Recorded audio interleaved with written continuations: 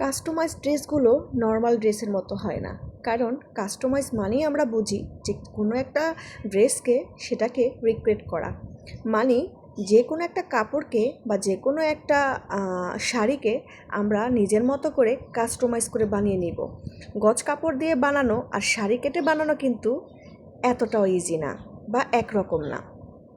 গজ কাপড় দিয়ে আমরা ঘর ঘর করে কাটি, সেলাই করি, জাস্ট একদম ইজি। কিন্তু যখন আমরা কোনো কাস্টমাইজ করতে যাই কোনো কিছু দিয়ে, শাড়ি দিয়ে বিশেষ করে, তখন আমাদের প্রচুর মাথা ঘামাতে হয় আর অনেকগুলো মেশিনও চেঞ্জ করতে হয়।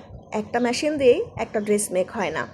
এইখানে ধাপে ধাপে আমাদের কাটিং করতে হয়, ধাপে ধাপে আমাদের সেলাই করতে হয়, কারণ একটা শাড়ির মানে কোয়ালিটি, মানে শাড়ির যে ধাঁচটা আর গজ কাপড়ের ধাঁচটা কিন্তু এক হয়ে থাকে না। শাড়িটাকে কনভার্ট করার জন্য আমাদের ড্রেসের রূপে, সেক্ষেত্রে আমাদের অনেক মাথা খাটাতে হয়, অনেকগুলো মেশিন চেঞ্জ করতে হয় এটাকে রিক্রিয়েট করার জন্য। এখন আমি পিকো করছি এটাকে একটু সৌন্দর্য বাড়ার জন্য, যেহেতু এটাকে আমি কুচি দিব, রাফেল টাইপের হবে, হ্যাঁ 3টা লেয়ারের কুচি হবে, এজন্য আমি এটাকে পিকো করে নিচ্ছি। পিকো করাতে কিন্তু ড্রেসটা মাশাআল্লাহ খুবই সুন্দর হয়েছে। ফাইনাল লুকটা দেখলে আপনারা বুঝতে পারবেন ড্রেসটা আসলে কত সুন্দর হয়েছে। আমরা মনে করি কাপড় কাটলাম, মেশিনে বসলাম, একটা ড্রেস হয়ে গেল। আসলে একটা ড্রেস মেকিং করতে গেলে যতটা কাজ মেশিনে, ততটা কাজ হচ্ছে টেবিলে। মানে এইটা শুরু থেকে শেষ পর্যন্ত মেকিং করতে গিয়ে অনেকখানি আমাদের হিমশিম খেতে হয় একটা কাস্টমাইজ ড্রেসকে সুন্দর রূপে সাজানোর জন্য। তো ফাইনাল লুকটা দেখতে পাচ্ছেন, এইটা একটা শাড়ি কেটে বানানো হয়েছে। মাশাআল্লাহ, যদি আপনি না জানেন যেটা শাড়ি কেটে বানানো হয়েছে, আপনি বুঝতেই পারবেন না যেটা কোনো শাড়িতে কনভার্ট হয়েছে ড্রেস রূপে। তো এইখানে আমি লেসও অ্যাড করে দিয়েছি আমার এই শাড়ির সাথে ম্যাচ করে, কিছুটা গোল্ডেন কালারের। মাশাআল্লাহ, লেসটা অ্যাড করাটা কিন্তু এটা খুবই সুন্দর হয়েছে।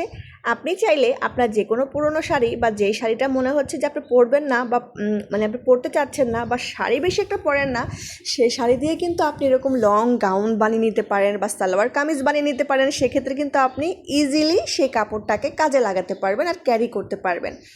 ড্রেসটা ব্ল্যাকের মধ্যে যেহেতু সাথে গোল্ডেন কালার একটু লেস কম্বিনেশন করে দিয়েছি, মাশাআল্লাহ ড্রেসটা খুবই সুন্দর। কাস্টমার আপু আমাকে যেই ডিজাইনটা দিয়েছিলেন রাফেলের মধ্যে হবে, কিছুটা প্রায় সেম এরকমের মধ্যে, তো আমি তাকে তার ডিজাইন অনুযায়ী সিমিলার রেখে ড্রেসটা মেকিং করেছি।